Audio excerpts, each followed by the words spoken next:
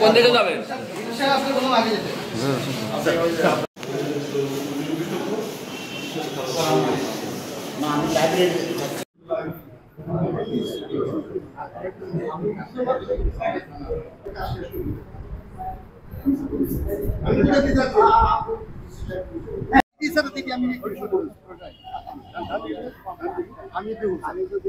তো এই মসজিদ তৈরি হয়ে গেছে, 15 কোটি টাকা খরচ করে মসজিদ আমরা তৈরি করেছি।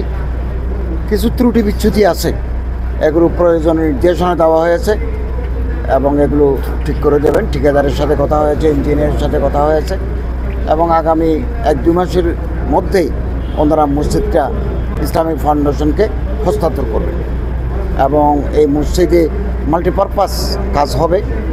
যেমন পুরুষদের নামাজের ব্যবস্থা আছে, প্রায় 1200 মানুষ একসাথে নামাজ আদায় করতে পারবে। মহিলাদের নামাজের ব্যবস্থা আছে, অটিস্টিক কর্নার আছে, যারা প্রতিবন্ধী তাদের জন্য নামাজের ব্যবস্থা আছে, কনফারেন্স রুম আছে, লাইব্রেরি আছে, বিক্রয় কেন্দ্র আছে। আর কোনো মানুষ মারা গেলে তাদের গোসল করানোর একটা সিস্টেম এখানে আছে, আধুনিক সিস্টেম।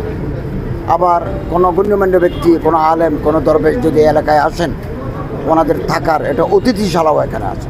এটা কেবল মসজিদ নয়, এটা একটা কালচারাল সেন্টারও বটে।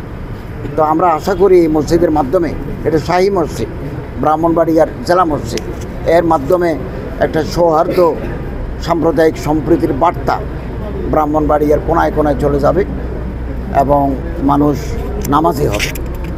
নামাজের মাধ্যমে মানুষ অপরাধ থেকে, পাপ থেকে মানুষ মুক্তি লাভ করতে পারে। এবং এখানে আমরা পাঠাগারও করেছি, অবসর সময়ে মানুষ এখানে এসে শান্তিপূর্ণ পরিবেশে ধর্মীয় পুস্তক পড়ার সুযোগ পায়। জেলা প্রশাসক মহোদয় আছেন, উনি পদাধিকার বলে বাংলাদেশ সরকারের পক্ষে মডেল মসজিদগুলোর সভাপতি জেলা প্রশাসক। এই পর্যন্ত আপনি যেটা বললেন 9টা মসজিদ, বড় ধরনের কোনো গ্রস মিস্টেক এখনও ওনার কাছে খবর আসে নাই। ছোটোখাটো ত্রুটি বিচ্যুতি আছে, এগুলো ঠিকাদার এবং ইঞ্জিনিয়ারকে ডেকে এগুলো সংশোধনের ব্যবস্থা হচ্ছে।